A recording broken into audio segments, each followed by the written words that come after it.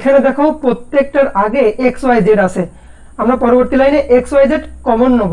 এখানে x Y Z common নিলে এখানে কি থাকে, 1/z plus 1/x plus 1/y। পরবর্তী লাইনে সমান সমান এক্স ওয়াই জেড, ব্র্যাকেটের ভিতরে যে এক্স ওয়াই জেড আছে এই মানগুলো আমরা উপরে যে এক্স ওয়াই জেড এর মান বের করেছি সেই মানগুলো আমরা এখানে বসাই দেব।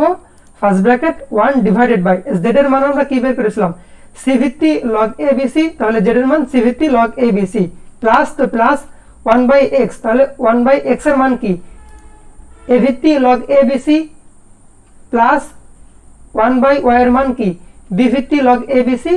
তাহলে আমরা এখানে এক্স ওয়াই জেড এর মানটা বসাই দিলাম। পরবর্তী লাইনে সমান সমান এক্স ওয়াই জেড, এখানে দেখো প্রত্যেকটা লগের এই যে পাওয়ার, যেটা এই পাওয়ার সবগুলো মিল আছে। এখন যদি আমরা এই পাওয়ারটা বেজে নিয়ে আসতে পারি তাহলে কিন্তু আমরা log A B C common নিতে পারবো। তো বেসকে কিভাবে পাওয়ারে নিয়ে আসতে হয় তার একটা সূত্র রয়েছে, সূত্রটা হলো এরকম, এক্স ভিত্তিক লগ ওয়াই, এই যে ভিত্তিতে রয়েছে এক্স এবং এটার পাওয়ার ওয়াই, তো এই পাওয়ার এবং বেসটা উল্টায় যাবে, এরকম হবে 1 ডিভাইডেড বাই ওয়াই ভিত্তিক লগ এক্স। এই যে ওয়াইটা বেজে এসেছে এবং এই বেসটা এক্স পাওয়ারে গিয়েছে, তার জন্য কি হয়েছে 1/x 1 বাই হয়েছে।